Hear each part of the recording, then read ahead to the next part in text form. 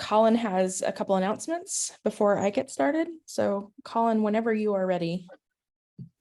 Oh yeah, really quick. I'm not going to take long. I just wanted to say fantastic work, everybody. I know this is the crunch time of Unit 1, and I just want to congratulate everybody for making it this far and sticking with it. And we just have a week, just a week to go. So definitely, if you are playing a little bit of catch up, get in touch with your TAs. Everybody wants to see you succeed. So yeah, definitely get in touch with your TAs and keep pushing through the assignments. I also just wanted to say, if for whatever reason you need to meet with me or want to schedule a quick catch-up plan or talk about maybe an extension, then you can do that. You can book me now, and I am leaving it right in announcements right now. And yeah, I'll be a little scarce tonight because I have to go over and help out with interviews in another cohort, but I'll still be around through Slack, so let me know if I can help out. Awesome. Thank you, Colin. Okay. All right. We got a good crowd, so I'm going to go ahead and get started.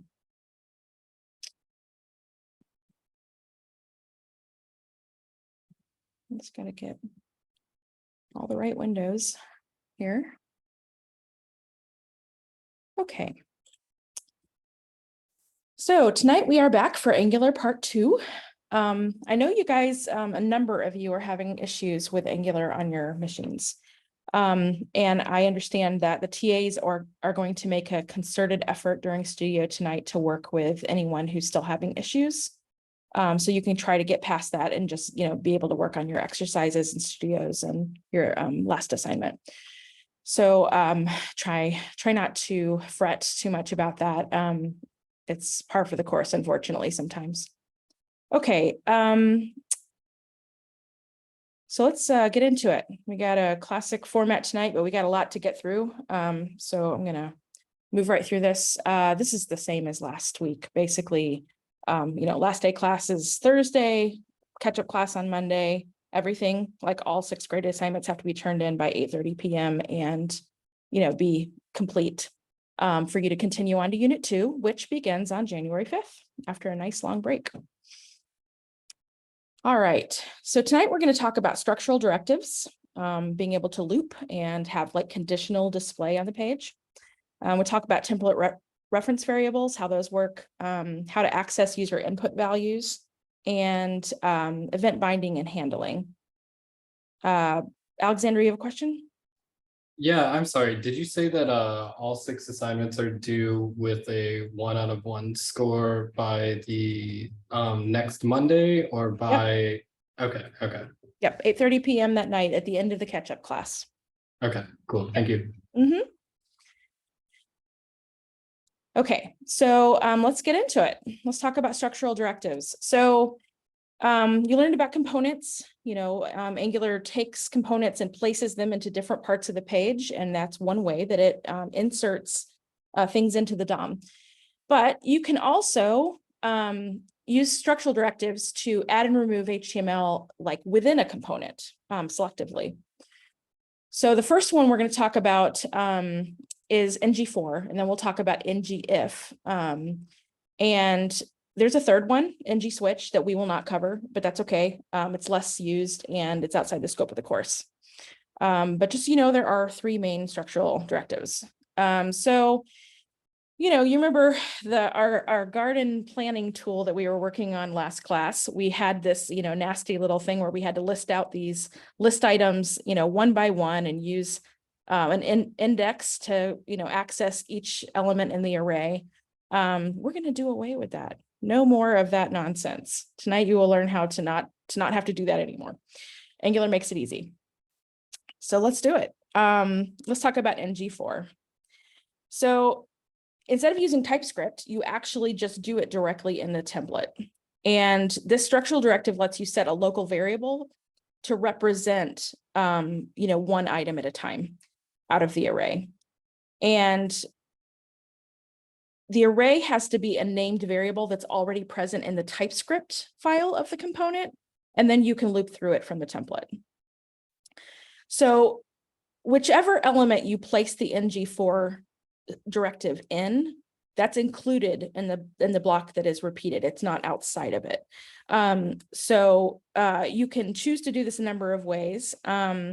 If you don't want to use a div because you don't want to introduce extra styling or behavior that kind of comes with something like a div, you can use this special element called ng container.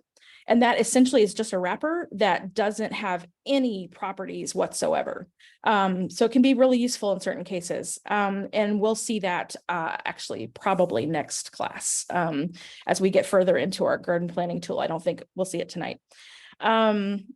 So we can look at this. You've got this, structural directive in G4, these keywords let and of. So you're actually using the let keyword to declare this local variable here. And so then item is that local variable that you use to represent, just one of the elements in the array.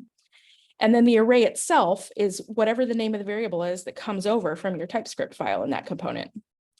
And that's all you have to do is just declare it like that. And then inside the block, you can see multiple examples of how we're accessing different properties of the object, item, right? Item.name, item.description, item.price. So let's go over and look at this in an example here. I have, this is already, it is not served.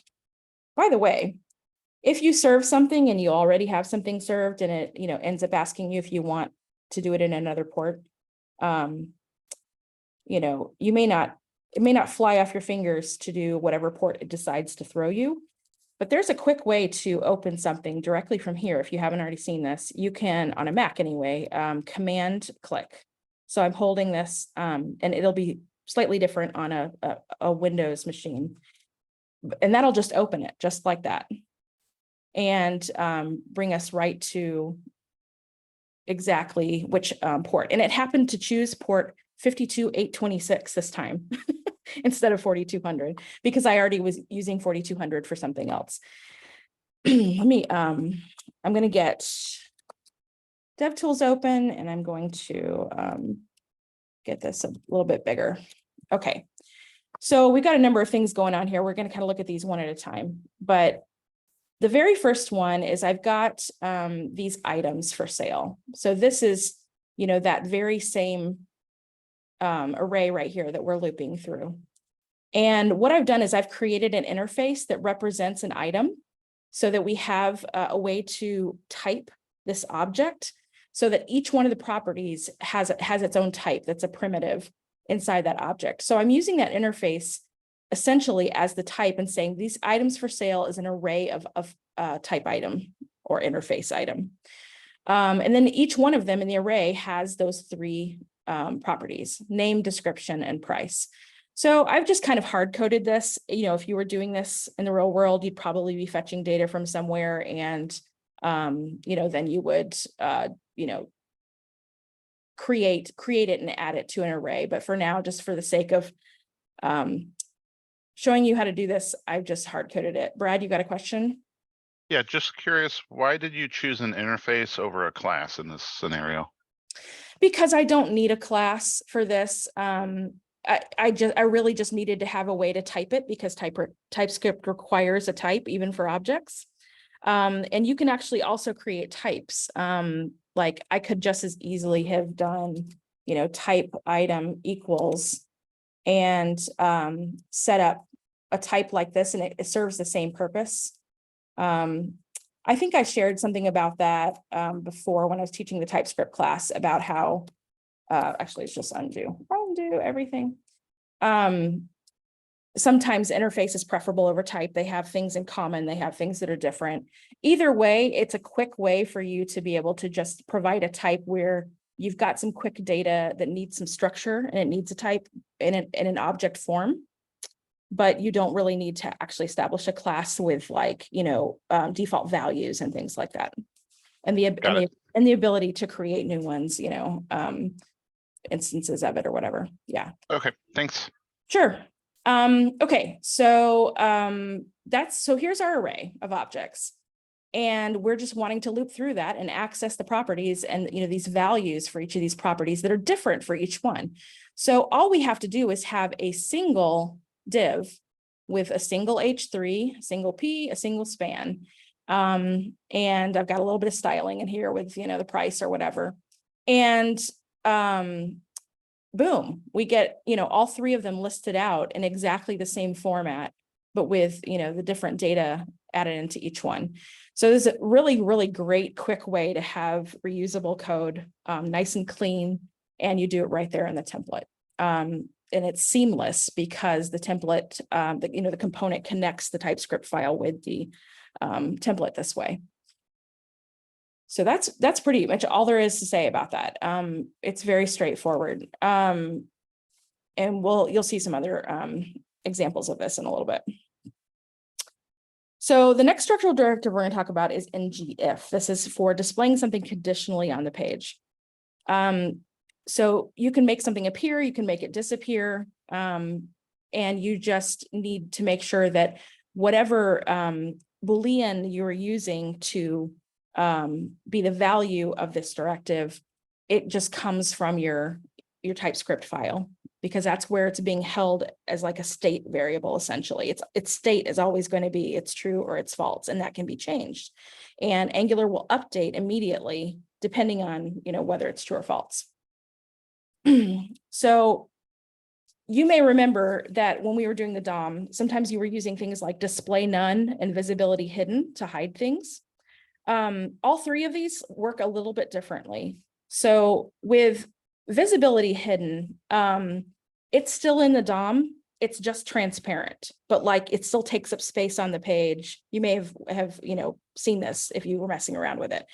Display none will actually like take it out where it's not rendered, so it doesn't take up any space in the page, but it's actually still in the DOM.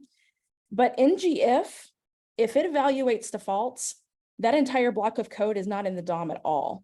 And typically you'll just see like a little note where it'll kind of show that it's been taken out, that it's false. So we'll look at that in a second in the DevTools. But just to kind of understand how that works, all three of those are a little bit different. But that's good because it actually saves resources and it's more efficient by not being in the DOM at all. So you can only have one structural directive per HTML tag. So if you ever are trying to do like both a loop and a conditional display at the same time, you just have to have like a wrapper, one outside the other, because you can't actually put them in the same place. So just a note, I think we will actually run into that in our other example later. So this is the structural directive, ngIf, and I've got this invalid data Boolean that's defined in my TypeScript file. Oh, let me go back. And that basically makes it where this, error message is only going to display if invalid data is true. Otherwise, it just won't even be in the DOM at all. So let's go back over to our example here and look at this. We've got, there's that code right there in the template, right? So let's go over to here. And I've got this invalid data Boolean that I've declared, and I've initialized it to true so that it goes ahead and shows up that way. And so we come over here and we look and we can see some error message right there on the page. And if I come over here and I actually, I don't know why that keeps jumping down like that. If I come over here and I went too far, here we go, and change it to false, we should immediately see it disappear from the page. Yep, not even there anymore. And we can come over and look at the element tree here, and I'm gonna grab something like right next to it. Oh boy, I didn't click that all the way. There we go. So let's get ourselves close here, and we can see right here, it's got this binding. It says ng reflect ng for of, and then ng reflect, ng if false. So this represents the fact that it took that out, but it's kind of like a little placeholder behind the scenes. You remember I told you they've got a lot of behind the scenes stuff going on here. It makes it look a little bit crazy because you see all this ng stuff, but this is how it keeps track of things so that you don't have to. That's all you see. So if I come back and I change this back to true, if I can find it again, we see it reappear, and we come back over here and take a look at it. And there it is. You actually have the P tag, and the entire thing is actually there. Okay. So I want to talk for a minute about, let me get the slide back up, talk about template reference variables, and then we're going to talk about an additional way to use ngIf with this in mind. So in the DOM, you had ways of creating objects. You had a variable that represented an object, an element in the DOM, right? And then you could access properties. In Angular, you can do the same thing with a template reference variable right there in the template. So instead of like, a document.query selector, you're going to actually put something in the tag that just has a hashtag in front of it. You give it a name, and it's a local variable right there. You generally want to avoid using the same name as something else, in the file or in the TypeScript file. Although technically, if you read the documentation, it'll tell you that the template context always overrides the component context. So if you do accidentally, or for some reason on purpose, end up with two variables of the same name, it's always going to use the one in the template first and ignore the one that's from TypeScript. So just kind of keep that in mind. It's very easy when you're working with data between the variables that you need for rendering it and the variables you need for tracking the data and the state of the data. You can end up with a lot of really similar or the same names very easily, especially when you're using user input. So you have to kind of have clever ways of having slightly different variable names so that they all relate, but they don't get confused with one another. And we'll see examples of that. So one very common application for this is having an alternate block of code when you have ngIf. Maybe you're taking something out, but maybe you want to put something else back in instead to represent the opposite situation. So you can actually use the keyword else after a semicolon, and then you reference this ng template block that has a template reference variable on it. So you can see right here, there's the template reference variable on the ng template. And I've just called it loading. And I've got the structural directive on the, P that says, here's the Boolean loaded, only show this if the data has been loaded. And then else, and then it references the template reference variable. So it'll switch between the first one or the second one, depending on whether the Boolean loaded is true or false. Is that clear? Anybody got questions about that? It looks like a lot of syntax, and it kind of is, but it's actually pretty straightforward. And, after you do it a couple of times, you'll remember it. And you might be asking yourself, couldn't I just have two different ngIf blocks and, have one where it's, loaded and one where it's not loaded? Absolutely, you could. It's another way of doing it. Okay, so let's look at an example of this. Now that we have looked at those two things. Is that true? Is that what I want to do? Yes. Okay, so I've got this loaded Boolean here. I've set it to false. So initially, we see this, please wait while we gather your information because the data is not available. And in the code here, we're just saying there would be like a bunch of page content, right? That you don't want to display until you're sure your data is there. So in the meantime, you say else loading and it accesses this, and then this shows up in the DOM and it actually renders this instead. So that's what's happening here. So we're kind of at this, very quick stage, because this can happen in a fraction of a second. It's very quick. But sometimes, like maybe the API is just taking a second, it's taking a few seconds, and you want to have some sort of message on your page to tell your user it's coming, hang tight. This is very, very common, and we're actually going to upgrade our garden planning tool with this in a little bit. Okay, I'm going to go back to the slides. So let's talk about user input. This is another very common use of the template reference variable. You can put one on your input, and it allows you to access the value that the user has typed into the input, or, you know, clicked in, or whatever, depending on the type of input, right?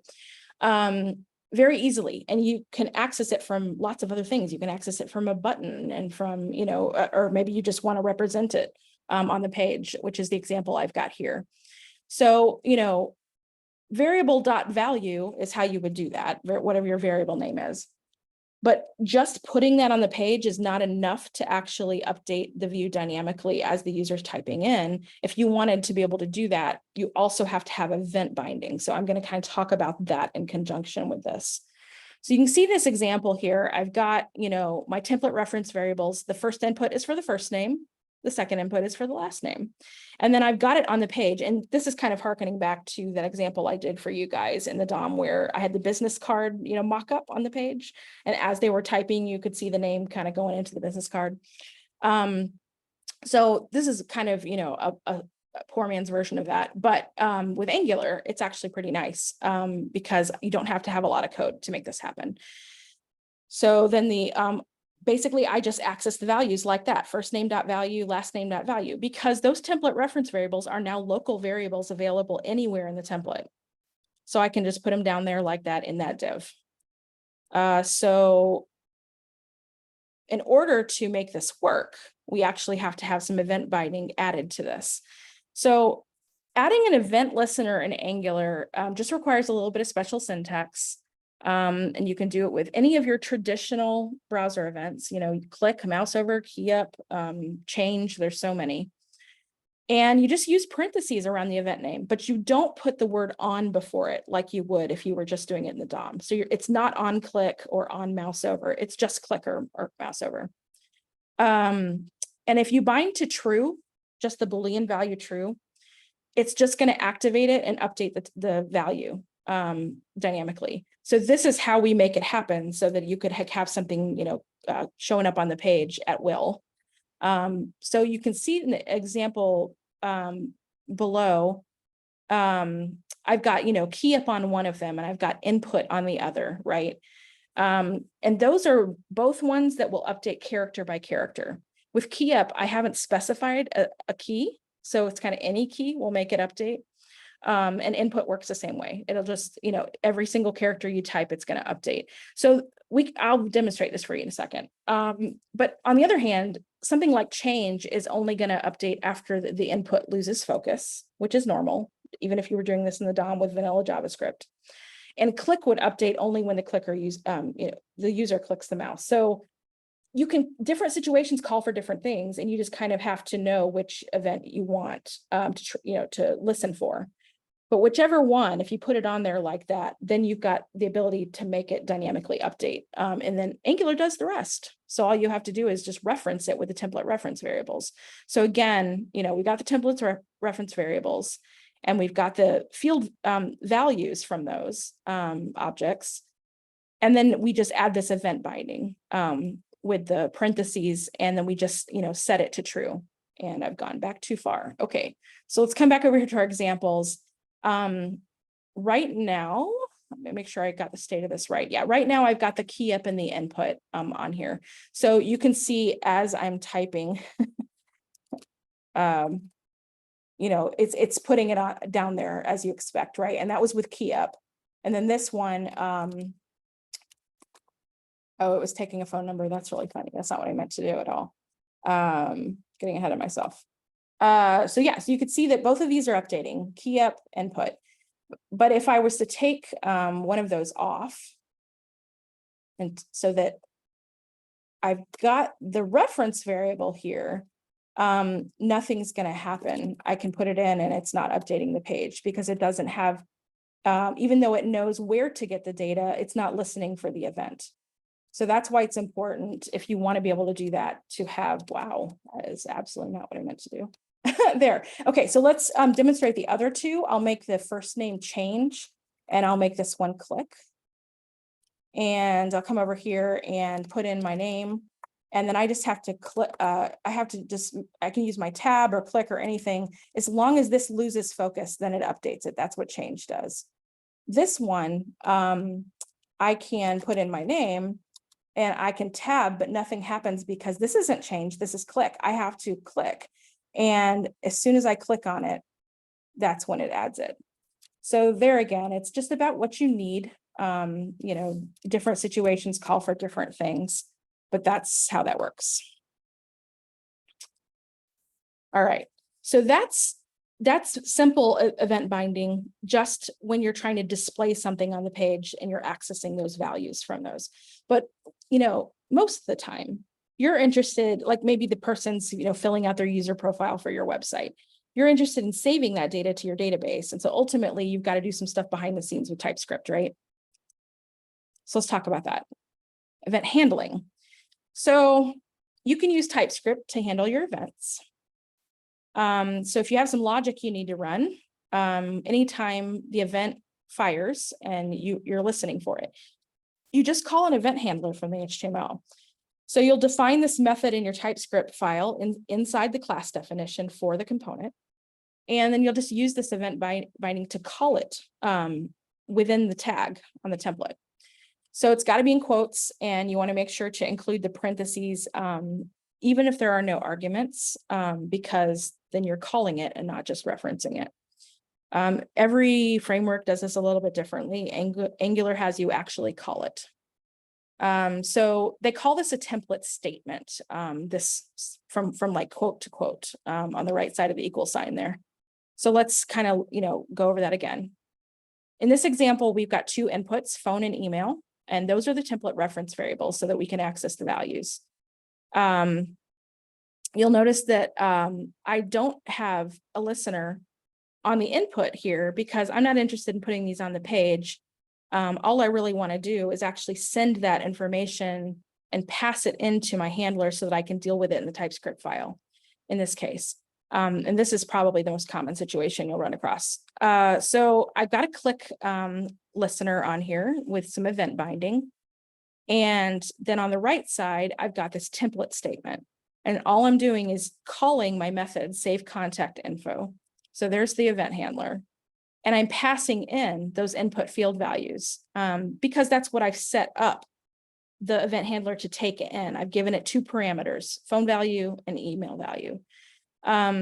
So this is pretty much, all you need to know about how to do this. Make sure you call it. Just make sure it's the right event on the right, element, and buttons are a common one, but it doesn't have to be a button necessarily. And you're just communicating, between your TypeScript file and your template with Angular syntax, and then it does all the work for you. So let's look at the example. And here I've got this, little my profile, contact information, and I've got these two, input fields, right? So we'll come over and look at this. This is the code that you just saw on the slide. It's the same. So let's actually look at the TypeScript side of this. First of all, I've got another interface because I have an object that I'm going to save the information to an object that is of this structure and types. So a phone number is a string and email is a string. Now I can actually declare this object contact info where I want to save my data once the user puts it in. And it is of type or interface contact info. So I'm going to just initialize it to being empty until the save button is clicked. And then I'm going to use this handler here to actually, save the values to this .contact info and then pass in. If I've passed in the phone value and the email value, I could just assign them to each of those properties. And then I've got it updated. And I can prove it because I'm not actually saving this to a database right now. We're not there yet. Unit 2. We are just going to console log it to show that it's been updated. So let's come over here and I'm going to get the console back up. I'm going to put in my phone number. And I'm going to put in an email, Carrie@jones.com. Totally not real, but whatever. And then as soon as I hit save, that's when I set this thing to fire, right? Because I put a click handler on it, a click listener on it.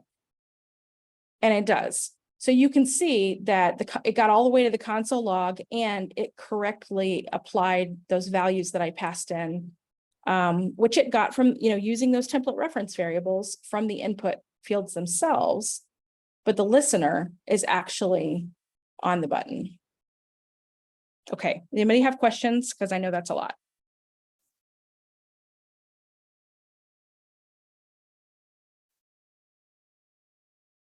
Eric? So in another instance, if you needed to generate a new, so you have a directory of contact info objects. In order to generate a new contact info object, you wouldn't be able to initialize that within the Angular syntax, right? That would have to be a function that you call as new class or whatever you make within that function that is called in the Angular syntax. Is that correct? Yeah, I mean, in this example, you're pretty much working under the assumption that you've got a single person signed in on your website. It's their account. So you only need to collect their data. So you only need one object. And then you're just going to, use some sort of fetch and make a post through an API to your backend and just send the data along. And then your backend will take care of putting it in the database. So if you had multiple instances of an object, then yeah, you'd do that. But in this case, it's one user, it's their information. Yeah. And you would set it up differently if you needed to have additional, instances of it or something. Does that answer your question? Does that help? Yeah, for the most part, yeah, it does. Thank you. Okay, yeah. I know it's hard. I know it's really hard for you guys. Any of you who have not done any of this before, which I had not either when I was at your stage, you don't know what it's like in the real world. You don't know kind of how all of that fits together and what. So I'm trying as much as possible to give you some examples. Once you get into a job and you see like the, massive code base and all the code and how it really works, a lot of things are really going to start clicking for you like pretty quickly. But I'll do the best I can to give you some of these examples that'll help you start to get a picture of how all this generally works. Okay, so let's switch over to our, I'm going to get rid of this altogether. And we're going to switch over to our garden planning tool where we left off last time. And sort of where we left off last time, because I have made some changes. I have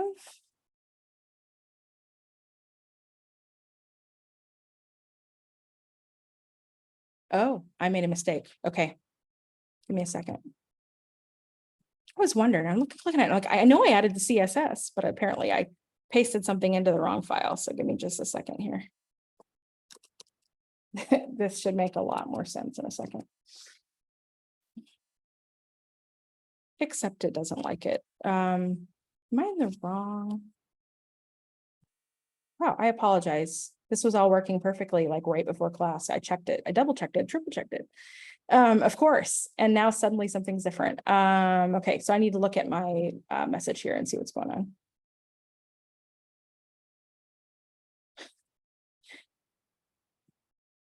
Okay. Hey, Carrie, Can't resolve.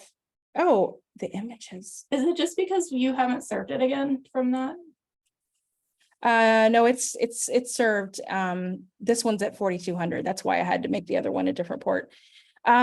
It says failed to compile. It's trying to compile. I think I realize what has happened here. I failed to copy over the images into this particular branch of this particular version of this program. I have multiple versions. So give me just a second and I will do that. In fact, I will show you how I'm going to do that. So if I come over into this one, I've got this images file with all of the images. So I'm going to actually just copy this. Oops. Copy that using Control-C or Command-C. And then I'm going to come over here to the one I'm actually showing you and go into the source folder and the assets folder and paste it. It's showing it, but it's not showing it in here. That's interesting. Okay. I think Git is just having a moment because I've been working in multiple branches and it's not catching up. It gets, trying to wrap your head around how this works when you have files that you've put into certain directories, but when you, change to a different branch, then suddenly some things don't exist anymore. And when you start working with things like this, it can get a little screwy. Okay, I'm just going to go get the individual files, looks like, is the problem. Okay. Copy, come back over here. Oh my gosh. Why my trackpad is being stupid, but there we go. All right, that's all it was. I just forgot to put them in this branch. Okay, so we're good.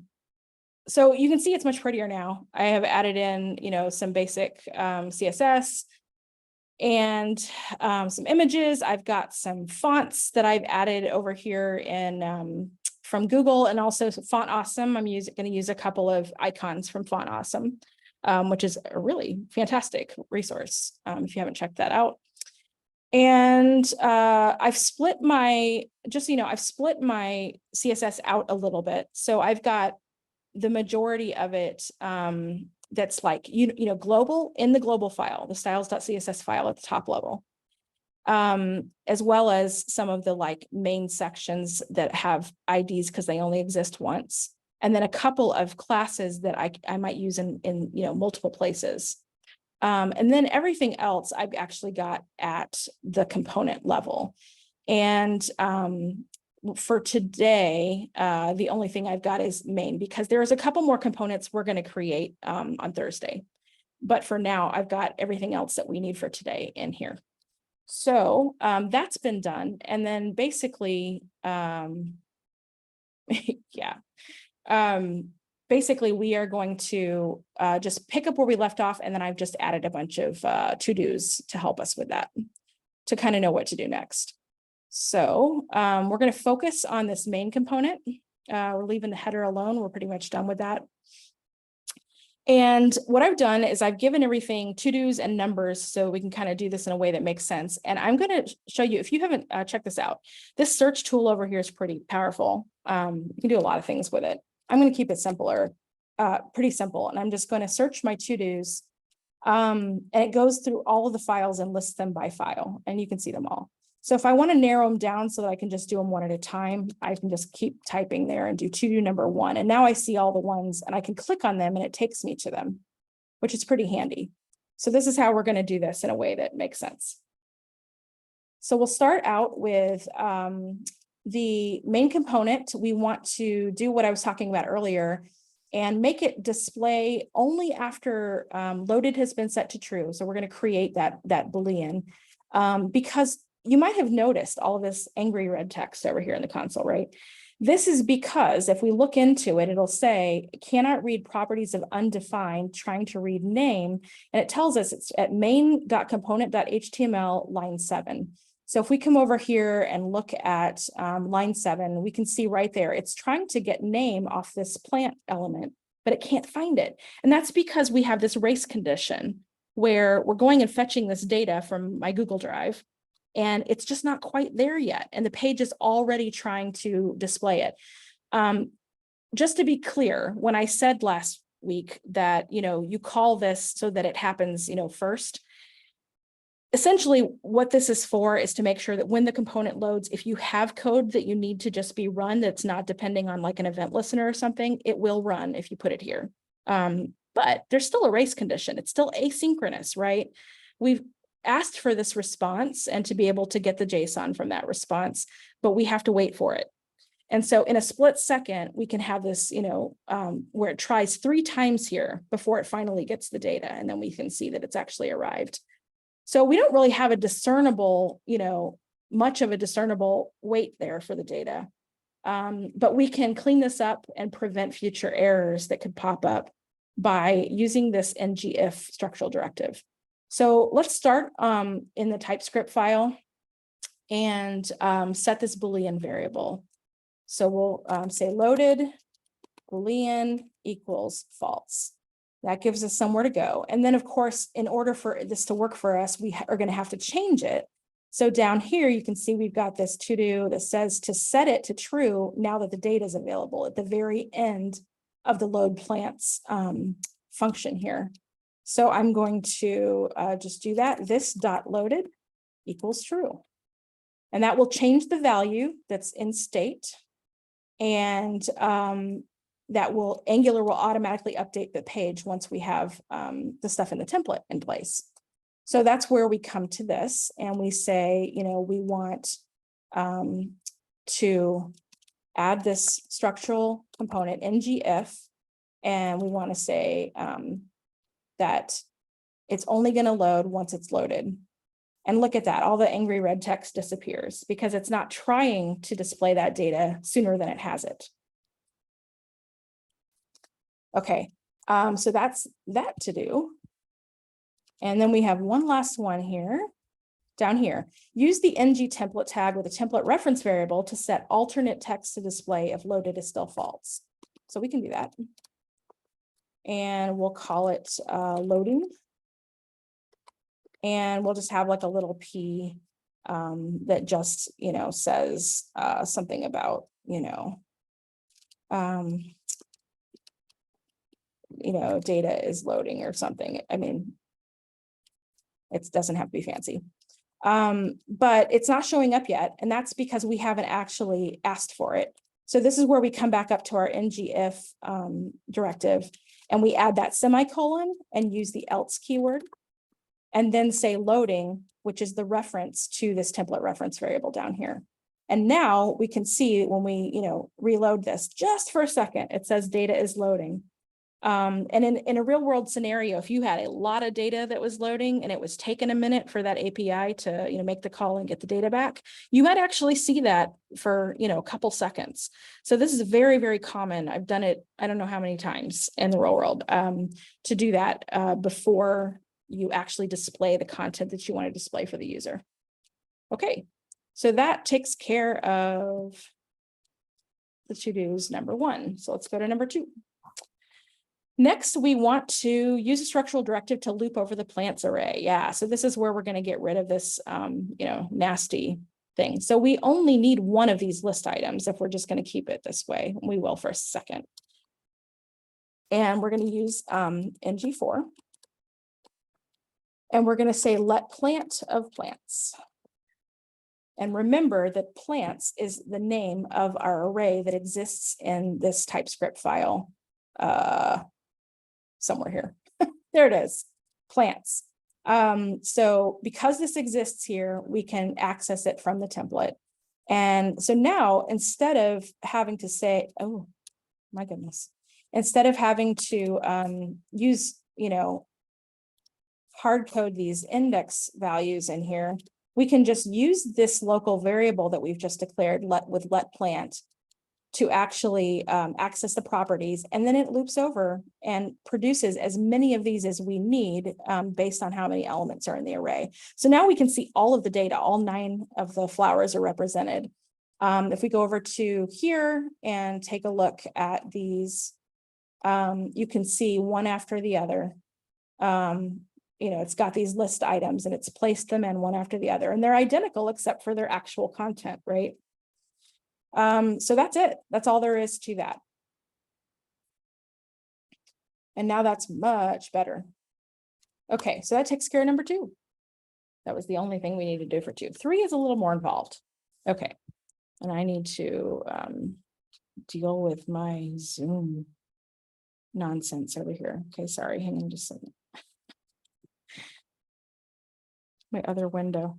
Okay, it's obnoxious. All right, so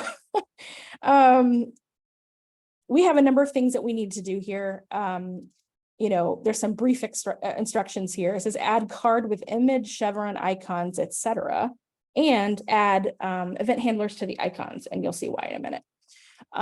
But we actually have a lot of things that we have to put into our plant class. We need a couple of methods here. We're going to need some methods and some new variables declared in our main component TypeScript file. And we're also going to add another utility function to our utils file and import that. And then it'll all kind of come together. So let's start on the small scale. Let's go to the plant class. Essentially what's going to happen is that on this page, we're going to have this section over here that represents a flower bed. And what we're going to do is we're going to make it to where you can click on a button here to move one of these 20, crocuses, for example, over to the flower bed and allocate it. And when that happens, then, that we should see this number go down. And then we'll have another icon to pull it back if we decide we want to, return it back to this list. So both of those are going to, need event handlers so that we can make that happen, but we have to have the logic in place to do all of that. And everything we do is going to be based on those plant objects that we created when we first did the fetch for the data. I'm going to say this a couple of times, and then I'm going to talk about it as we do it. And I want you to keep this in mind, because I think the hardest thing to wrap your head around when you're working in the DOM, when you're, working in Angular, anything like this, is that you have two different things that you have to take care of. One is displaying data on the page, and the other is handling the data itself and keeping track of its values behind the scenes.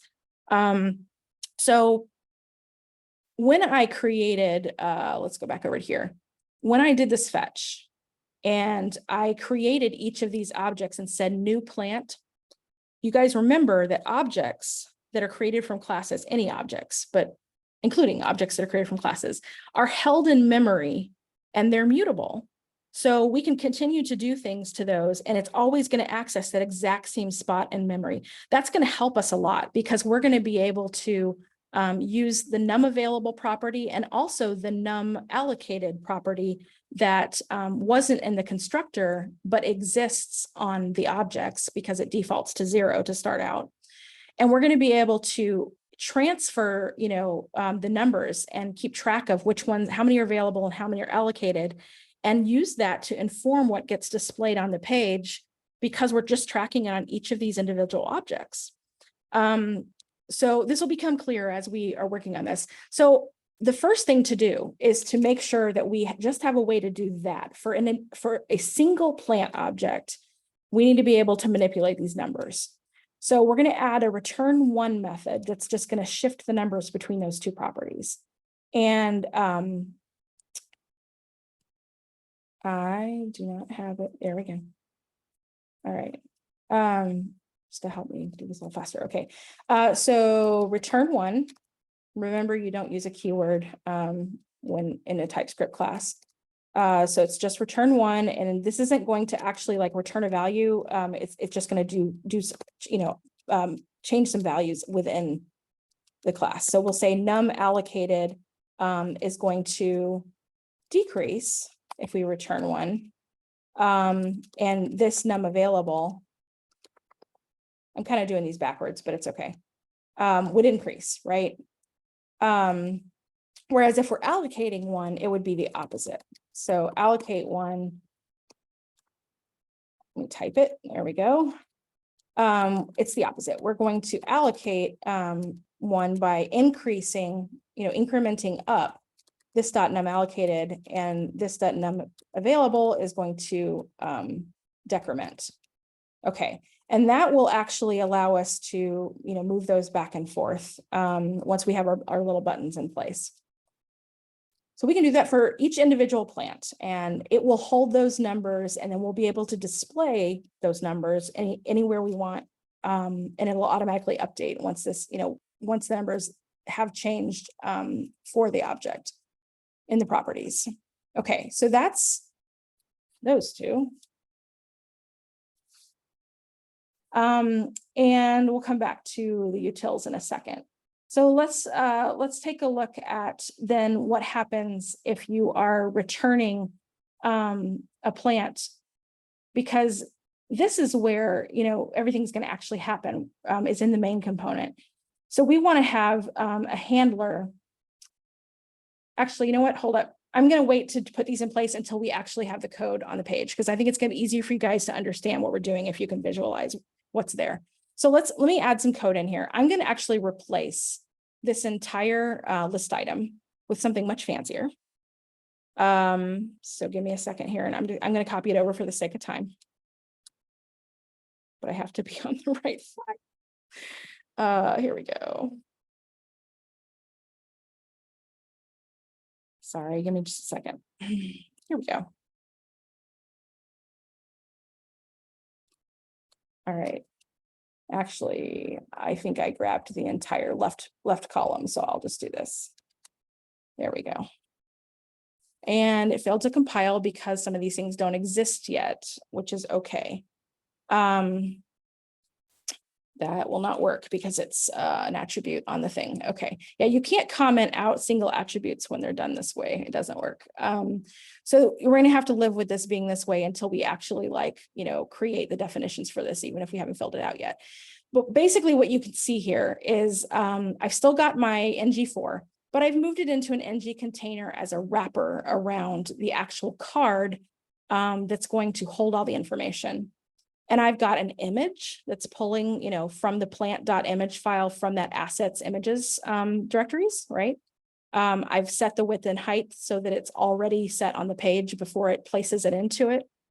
And I've given an alt description, which is real old school, but it's important for accessibility. And then here I'm going to list, here's the plant name, here's the color, and we're going to capitalize it with a utility function. And then we will say how many are available. So it's, and here's our arrows, our, little font awesome icons that we're going to have. And that's where we'll put our click handlers so that when we, click on those, it'll, add them or take them back. So there's a lot going on here. And you absolutely will be able to study this code. It'll be available to you. I'll have the links in the slides. So, let's go take care now, since we have a failure to compile because these things don't exist. Let's go take care of that now that you can kind of see, where all this stuff is going to be coming from. Wrong one. We're done with this. Okay, let's come over here. So we need a return plant method. And actually we need some, let's just start at the top. We need selected plants to hold just the plants that we've selected, not the entire list of plants. But this is also going to be an array of plants. So we'll just type it like that and initialize it to an empty array. Then we are going to need to import this capitalize function that does not currently exist. So let's go grab that. So adding another utility function called capitalize. And all it does is capitalize the first letter and then give you the rest of the string. And that's going to make our, I know this is like a little thing. And it's like, is this really important that the color is capitalized? No, but I wanted to show you something because it helps you understand how the Angular component works with all the files working together. When I bring capitalize in, and all I have to do actually is just add it to this because I already have the import statement from the utils file there. But if I try to use it from the template as is, I'm saying I want to use capitalize, it doesn't know how to find it as long as the only thing that I've done is import it. And the reason for that is because the template only has access to things that are inside this class definition. So anything that's imported at the top, which is the correct way to do it, it can't see those. So the way that you can kind of deal with that is actually just make it available by giving it an alias, and it can be the same name. So I'm just going to say capitalize equals capitalize.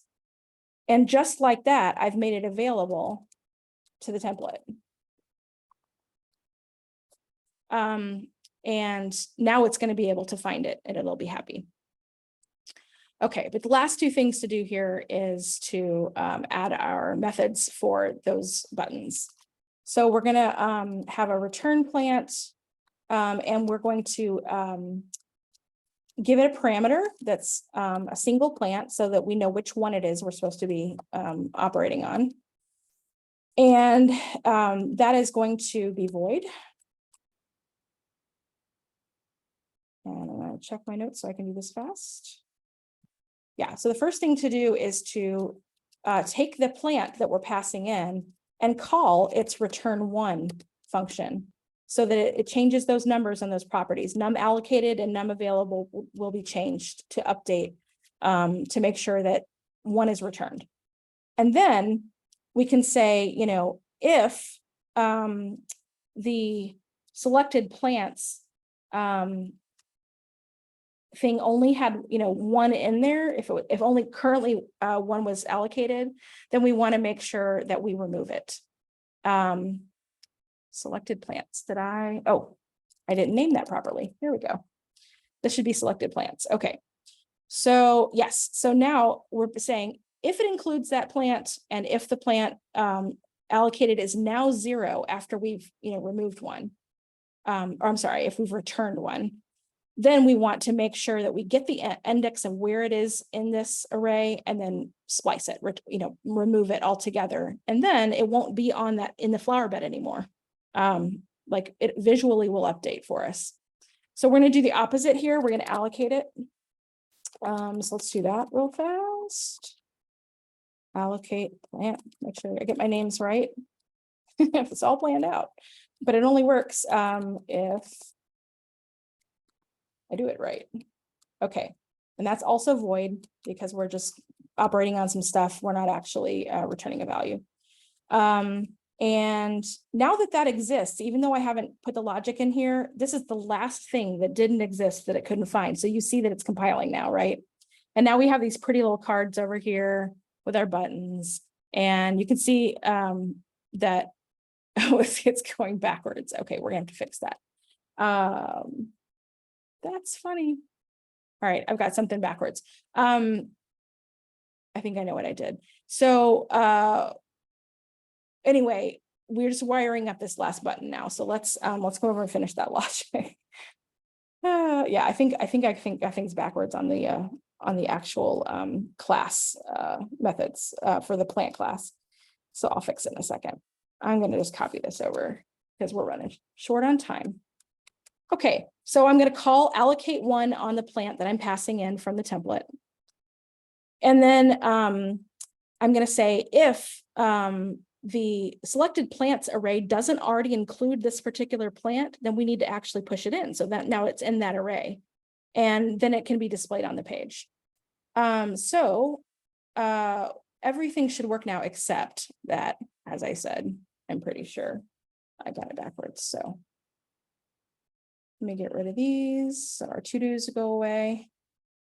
And we'll go back to our plant class here. And I think I did these backwards. Yeah. No, this is right. So what is going on?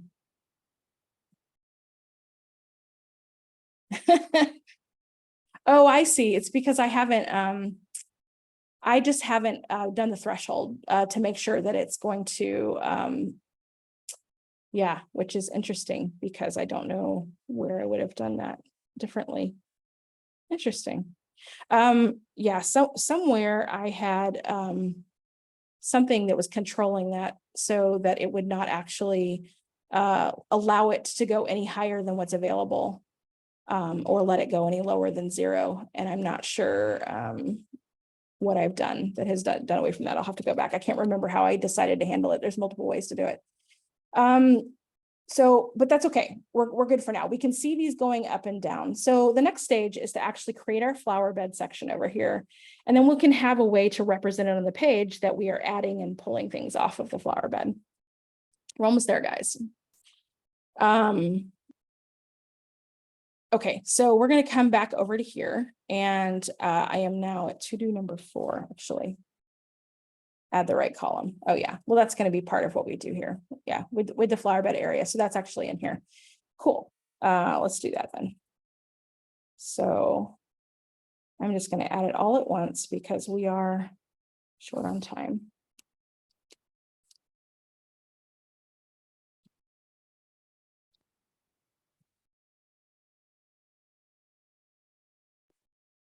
Okay. And I'm going to talk you through it. Actually, I just got rid of like all my to-dos. It's okay.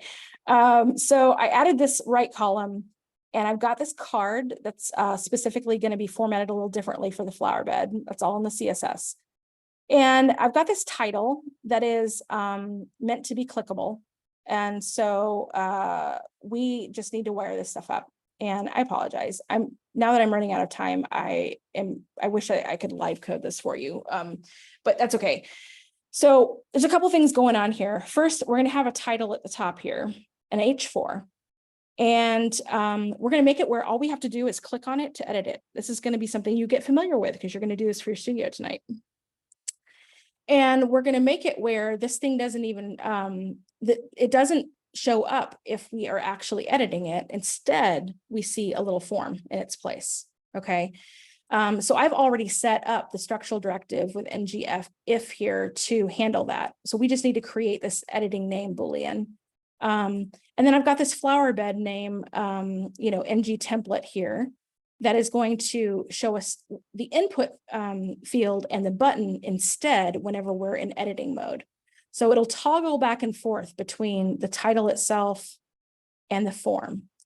And then the form has, its own template reference variable here so that we can get its value. And you'll notice that in addition to having a click event with a handler on the button, I also have keyup.enter. That makes it's a really nice feature for users because sometimes you're typing and you just want to hit enter. You don't want to have to go back to your mouse or your trackpad and find the button and hit click, right?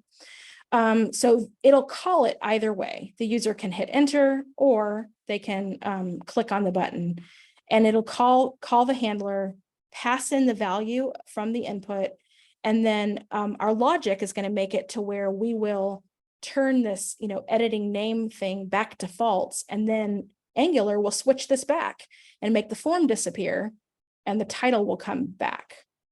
And then, of course, you can see here we're just using a little bit of text interpolation to display the name, and that's another variable that we need to create. So let's come back over here and get our variables in place. Okay, so we need a name. It's just a string, and we'll just call it, my flower bed by default. And then we just need this Boolean editing name. And we're going to set it to false because we want the title to just show and the form to be hidden. And then down here, we'll have a couple of handlers. One is going to be for opening the input to set editing name to true. And the other one will be to save the name. And if we've got this instruction here, otherwise, if we're going to make sure to do a little bit of validation, just to check to make sure the field isn't empty. And we'll alert them if it is. And I am going to copy and paste these for the sake of time. But I'll talk about them. Okay, so open name input is simple. It's just, it's void, no return. All it does is set editing name to true so that Angular will toggle those two, things with that ngF and the ng template. And we're just calling it right here on click because we said we wanted them to be able to click directly on the title, and it will, call that handler and toggle it. So then when we get in here, we've got the save name that we need to take care of. So that's the last one. And that takes in the value from the input field, checks to make sure that it's not like just, spaces or is otherwise blank. And as long as it has a length, once we've trimmed it of any, blank spaces, we'll go ahead and set the name. And this is that, variable that we just have up here. So we're holding that value in state up here, and it'll overwrite this and give it the new value that the user has given us. And then set this back to false so that the form will close and we'll see the title again. But here's our alert, which you guys are familiar with from, doing the DOM. It's just a basic window alert, same as always, and that'll pop up if, they accidentally leave it blank. So now that this is in place, let's give it a try. And so you can see all I did was click on it. If I try to save it, it warns me and says, you haven't entered a name. And so I can say, under the redbud tree, I've got one of those. And I can hit enter or I can click the button. Either way, it's going to save. And there it is. And now you see the new title. Because Angular, once once we actually said this dot name equals the value that was passed in from the form, and it updated this name property right here, Angular automatically then updated it in the template where we actually just are interpolating it right there. And that's what we're seeing. Okay. So the last little bit here is to see these cards that actually represent each of the, I've got a little kind of grid I set up. It's actually not with grid, it's with Flexbox, but it functions as a grid that's flexible. And it's another ngIf, so it'll only display if there are actually some plants in selected plants. Otherwise, it's going to give us a little, select a plant to get started down here as alternate text. So that's why you see that here, is because so we've actually told it if, selected plants.length is empty, then we're going to access this empty ng template and display this instead. So in order to display the content that's in here in this ngIf, we need to actually add something. So if we come over here and we start allocating, you can see it's putting, whatever flowers I click on, it's putting a card in there. And this is just generating directly based on the fact that we are pushing things into the selected plants array with our click handler from over here.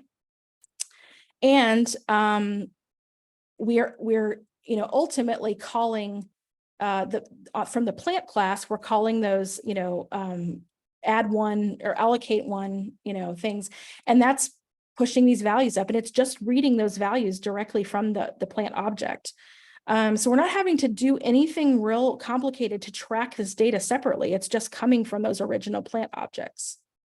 And that makes it really easy. And so I can come back and, take it back out. And now, I got down to the point where there were 0 left. So it removed it. So there's, there's really powerful, kind of, dynamic interaction here that you can have with just a few simple, event handlers and, these template reference variables that allow you to access things, and you can, make things disappear and make things show. And that is what you guys are going to be doing for Studio tonight. Only less complicated than this, of course. But you guys will be able to work together and figure it out. Okay, real quick, before I send you off to Studio, does anybody have any questions? I'm gonna have to fix this whole range thing. Any questions? No? Okay. All right, so let me get back over to here. So your Studio for tonight, chapter 30, is Mission Planner. Sounds familiar, it's a little different. In this case, they have starter code for you. So you're going to you're going to fork the starter code from the instructions, which are linked here, and clone it to your machine. And then you want to make sure to make sure you're in the right branch. They have multiple branches. So remember that when you fork something, it actually gives you that option to include all the branches or just include one. Make sure you include all of them, because if you look here, there's Studio 2, which is the main one, but there's also Studio 2 Solution, Studio 3 Solution. So you'll be using the same repo on Thursday for your Studio on Thursday. So just go ahead and make sure you get all the branches, and then you should be in good shape. And then run npm install to make sure your local machine has whatever dependencies are in the project already. Then you should be good to go. So you're going to make it possible for the user to edit content in place and add in and remove items from a list. They kind of have a little GIF here to show you, and this is similar to what I was just showing you. And you're going to kind of do it once with the rocket name and displaying the crew. You're going to do a little loop there for that. And then down here, it gives you the option at the very, very end to play around with, allow them to add or remove equipment or edit it, add or remove experiments. So you can really play around with this and get, a lot of practice, because they've given you multiple sets of data to work with. And then if, you know, you need a sanity check, you can go look at that Studio 2 solution branch. I will also, of course, be demoing this for you at the end of class. So let's come back here at, I'll give you a little bit of time back. Let's do 8:05. Sound good? Okay, you guys get off to Studio. I will see you at 8:05.